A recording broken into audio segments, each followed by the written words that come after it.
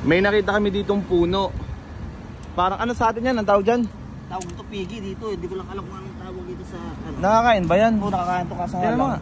Hilaw pa, hindi pa ganun ka ano. Hindi pa kaya hilaw. Baka naman di pwedeng kainin yan. Sumakit ang tiyan mo dyan. Ay, malaki sana. Ito oh. Guys, kung alam nyo to, nakakain ba talaga to? Tikman mo nga. Tamis yan. Ah, nakakain nga sadya.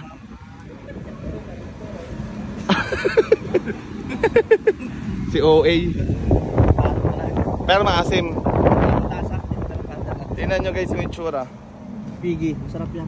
Pigi? Pigi. Hindi ba baboy yun? Hindi, piglet. Tingnan nyo. Wala. Hindi ko sure kung nakakain to guys, pero sabi ni Kuya Makol nakakain daw. Pero ang daming bunga no. Kinakain ng mga ano to, tinong mo. Ng mga paniki o kaya mga parot. Kinakain ng? Paniki o parot yan. Ibon. Ah, ayan nga oh. Ano pinakain siya? Mga Butas-butas na ano. Ay, ito. Ah, hinog yan. Ano yan? Ay, pakita natin sa ating mga manonood kung talaga nakakain, baka sabihin fake news na naman. Sarap. Pakpak. Papakla. Patikim nga rin ako. Guys, para sa inyo, titikman ko rin. Titikman natin ang pigi.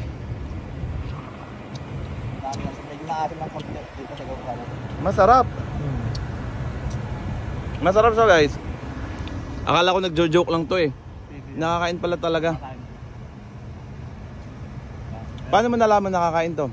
Eh, laging bumibili ang amo ng ganito. Maraming palengke na dito. Ba't ngayon ko lang ito nalaman?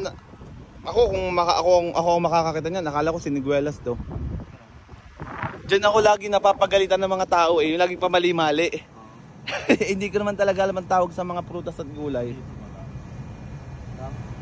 Guys, naubos ko na. Pero guys, legit napakasarap nga. Tingnan mo, tingnan niyo, maubos ko na. Lalo pagka hinog na hinog yan, masarap yan. Nakain ko yung ano. Sarap. Mahal ba ang kilo nito? Ha? Mura lang din naman pala, tamo, naubos ko na. Sarap. Sarap siya. May kalasa siyang prutas. Parang, alam mo yung ano, passion fruit? Passion fruit. Kaso, parang gano'n ang lasa. Masim lang ang passion fruit. Kaso, tabi-tabi, patay mga ano.